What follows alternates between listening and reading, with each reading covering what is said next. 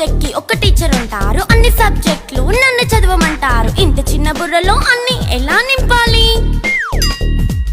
Class work, home work, fair notes అంటారు. Subject కి 3 books పెట్టి బ్యాగ్ నింపుతారు. ఇన్ఫాక్ట్ నా బరువు కన్నా నా బ్యాగ్ బరువే ఎక్కువ.